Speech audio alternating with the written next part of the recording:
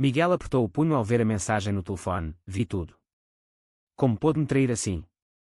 Era da sua noiva, Ana, que havia presenciado o beijo impulsivo que ele dera em João na festa da noite anterior. O mundo desabou ao seu redor.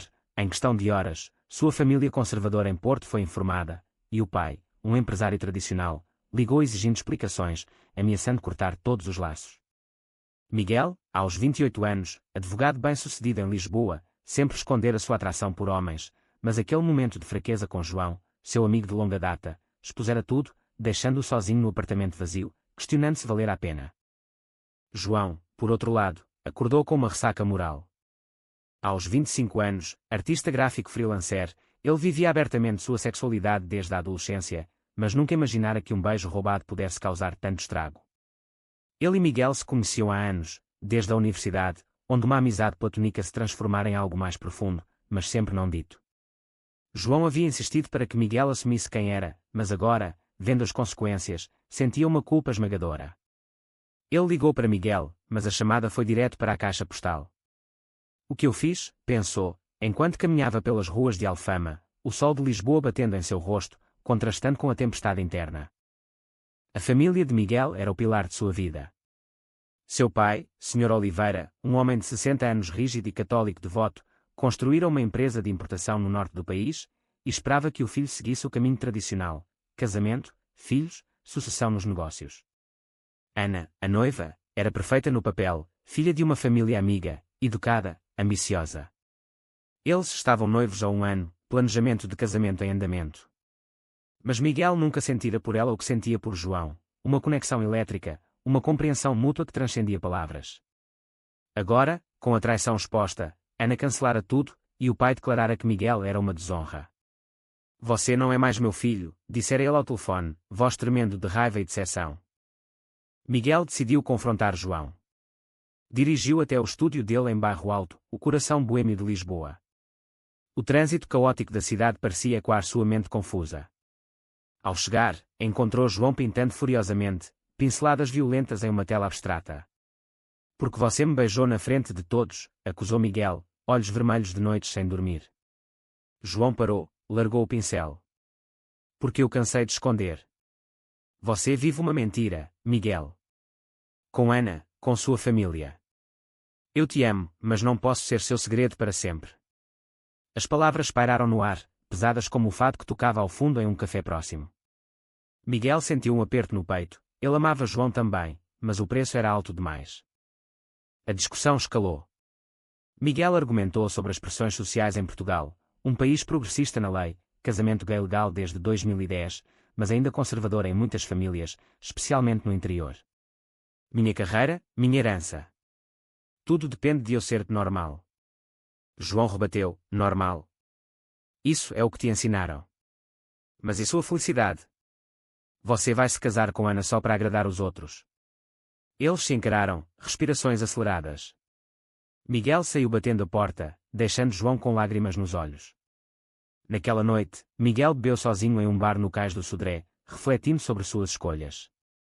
Ele se lembrava da infância em Porto, onde brincadeiras com meninos eram repreendidas, e a igreja reforçava que o amor era só entre homem e mulher.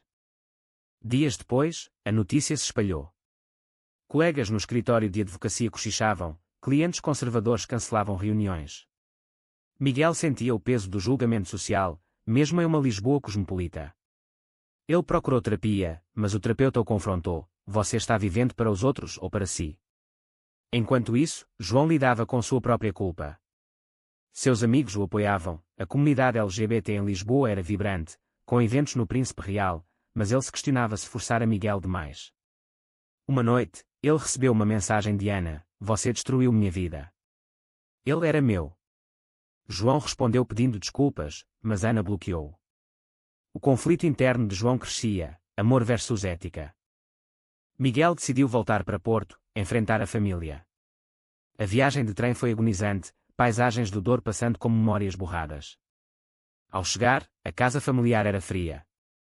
A mãe, Dona Maria, chorava em silêncio, o pai o recebeu na sala, Bíblia na mão. Explique-se, ordenou. Miguel gaguejou, mas acabou confessando: pai, eu sou gay. Sempre fui. O pai explodiu: isso é uma doença. vamos te curar. A mãe interveio, mas foi silenciada. Miguel saiu dali desolado, sem herança, sem apoio. De volta a Lisboa, ligou para João: preciso de você. Mas João hesitava, o dano estava feito.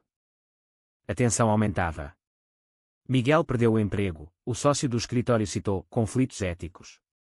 Ele se mudou para um apartamento pequeno em Moraria, lutando para reconstruir.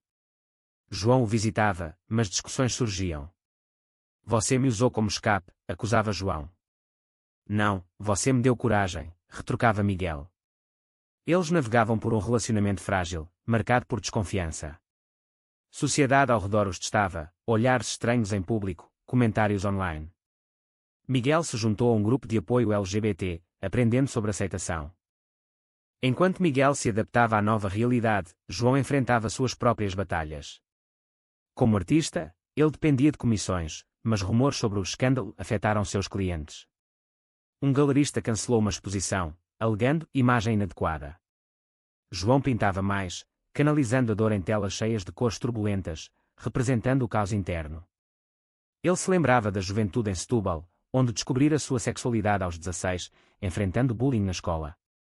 Seus pais, liberais, o apoiaram, mas agora via que nem todos tinham essa sorte. Por que forcei Miguel? Questionava sem noites insones. Ana, a ex-noiva, não ficava parada. Ferida, ela espalhava a história em círculos sociais, pintando Miguel como traidor e João como destruidor de lares. Em uma festa em Cascais, ela confrontou João indiretamente através de amigos em comum. João recebeu mensagens anônimas: você é uma vergonha para Portugal. Isso abalou sua confiança, ele considerou se afastar de Miguel para proteger a si mesmo. Mas o amor persistia. Em um encontro secreto no mirador da Senhora do Monte, eles se reconciliaram temporariamente, mãos entrelaçadas ao pôr do sol sobre Lisboa. A família de Miguel não desistia. O pai enviou um ultimato: volte e se case com Ana, ou esqueça-nos. Miguel recusou, mas a mãe ligava escondida, implorando reconciliação. Seu pai está sofrendo, filho. Ele te ama, mas não entende. Miguel chorou, dividido entre lealdade familiar e autenticidade. Ele começou a advogar pro bono para causas LGBT, encontrando propósito na luta contra a discriminação. Em uma manifestação no Rossio, ele falou publicamente pela primeira vez, voz tremendo: eu escondi quem sou por medo. Não mais. João apoiou nessa jornada, mas tensões surgiam. Em uma discussão acalorada, João acusou: você só assumiu porque foi forçado. E se nada tivesse acontecido? Miguel admitiu: talvez eu continuasse mentindo. Mas agora vejo o custo da mentira. Eles decidiram morar juntos, um passo ousado. O apartamento em Moraria se tornou refúgio, mas vizinhos conservadores murmuravam. Uma noite, pedras foram atiradas na janela, com gritos homofóbicos. Polícia foi chamada, mas o incidente deixou cicatrizes. A sociedade portuguesa, apesar de avanços, ainda carregava resquícios de preconceito. Em rádios e jornais, debates sobre direitos LGBT ferviam, especialmente com eleições se aproximando. Miguel se envolveu em ativismo, escrevendo artigos para jornais online. João criava arte ativista, exposições sobre identidade queer. Mas o preço era alto, amigos se afastaram, familiares de João questionavam sua escolha. Ele vale o risco? Perguntou sua irmã. Miguel refletia sobre escolhas morais. Trair Ana foi errado, mas esconder-se era pior. Ele procurou Ana para se desculpar. Em um café no Chiado, eles se encontraram. Ana, olhos inchados, disse: você me usou como fachada. Miguel assentiu: sim, e sinto muito. Mas eu não podia mais fingir. Ana perdoou parcialmente, mas o dano persistia. Ela seguiu em frente, namorando o outro, mas a mágoa a tornava amarga. João, enquanto isso, lidava com traição interna. Ele descobrira que Miguel mantivera contato com a família, prometendo mudar. Você ainda pensa em voltar? Confrontou. Miguel negou, mas dúvida plantada. Eles brigaram feio, João saindo para a rua. Caminhando pelo Tejo, ele considerou terminar tudo. Mas uma ligação de Miguel o trouxe de volta: não posso perder você. O clímax se aproximava. O pai de Miguel sofreu um infarto, culpando o estresse do escândalo. Miguel viajou para Porto, hospital lotado de parentes. No leito, o pai sussurrou: porque, filho? Miguel explicou, porque é quem eu sou. A mãe mediou, forçando um diálogo. Pela primeira vez, o pai ouviu sobre as lutas de Miguel, o medo, a solidão. De volta a Lisboa, Miguel contou a João. Ele não aceita ainda, mas ouviu. João abraçou, mas alertou, não sacrifique tudo por eles. Eles fortaleceram o laço, mas desafios continuavam. Miguel perdeu mais clientes, forçado a frialancar. João vendeu poucas pinturas, lutando financeiramente. Meses passaram, e a relação de Miguel e João se aprofundava em meio ao caos. Eles participavam de terapias de casal, explorando traumas. O terapeuta destacava, o amor requer sacrifícios, mas não autoaniquilação. Miguel lutava com culpa por Ana, João, com ressentimento por ser o outro. Em uma viagem a Sintra, eles escaparam, caminhando por palácios, prometendo honestidade. Mas realidade batia, um artigo de jornal expôs a história, anónimo, distorcendo fatos.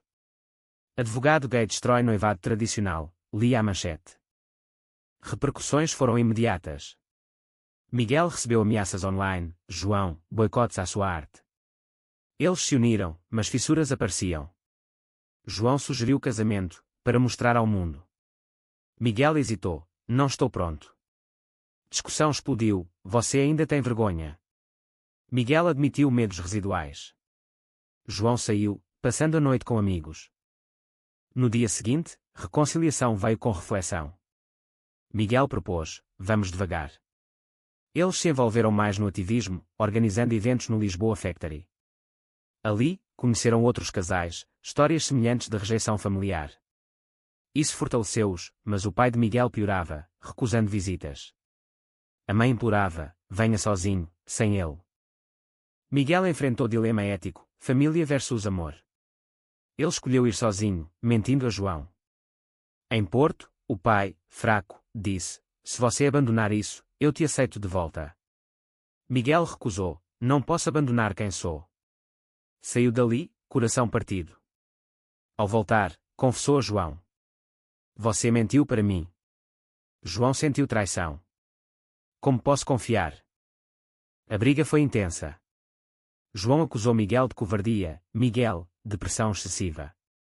Eles se separaram temporariamente, João voltando para Setúbal. Sozinho, Miguel afundou em depressão, questionando escolhas. Valeu a pena o beijo. Ele procurou apoio em grupos, ouvindo histórias de redenção. João, em Setúbal, refletia com paz. Ele te ama, mas família é complicada, disse o pai. João percebeu sua rigidez.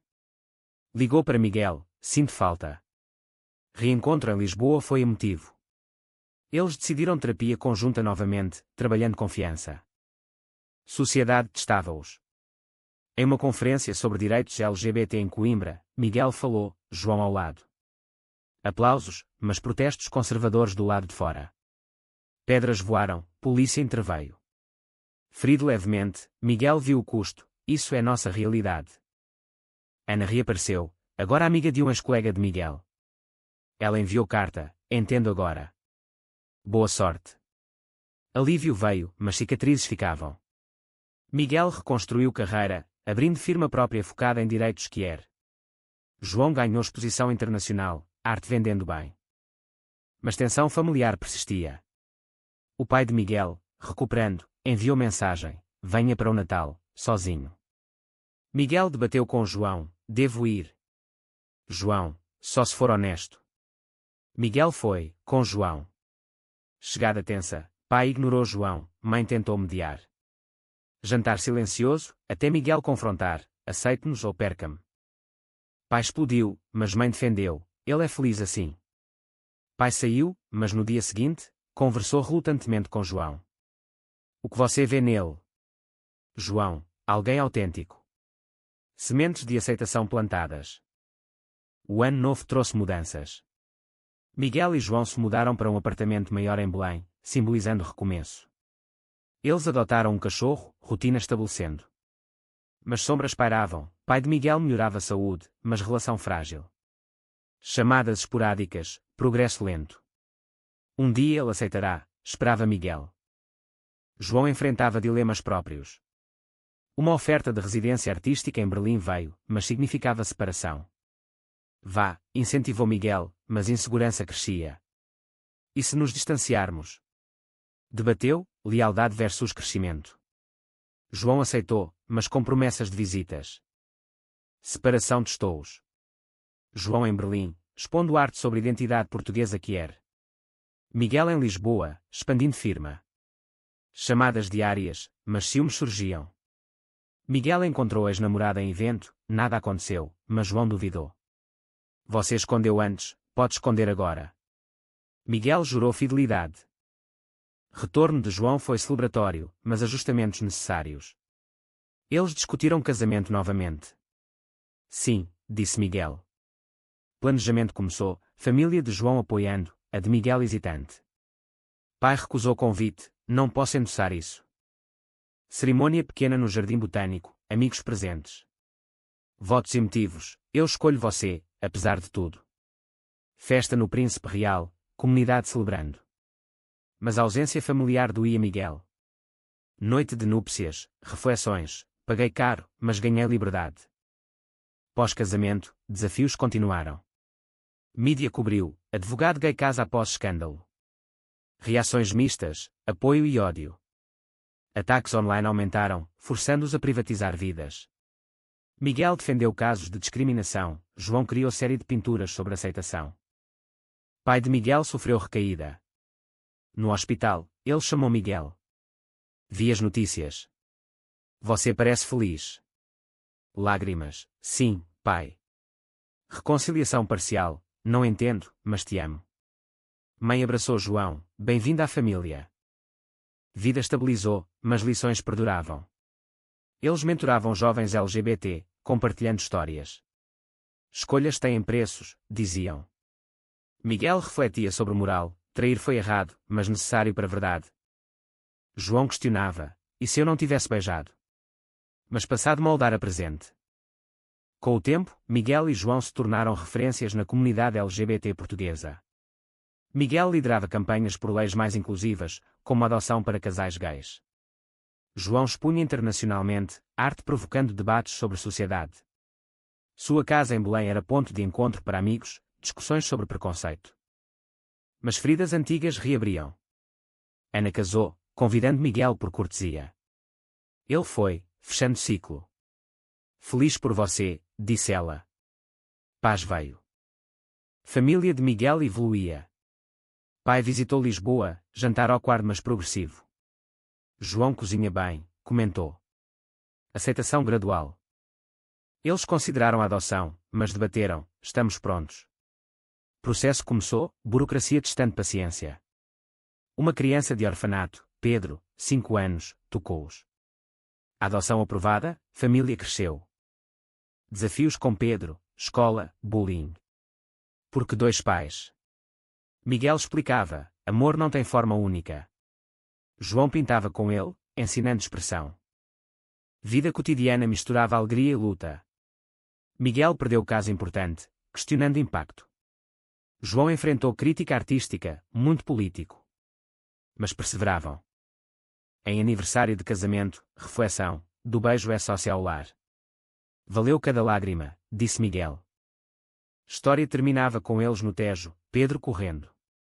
Mas uma pergunta pairava, foi moralmente correto Miguel esconder sua sexualidade por tanto tempo, priorizando família sobre a autenticidade?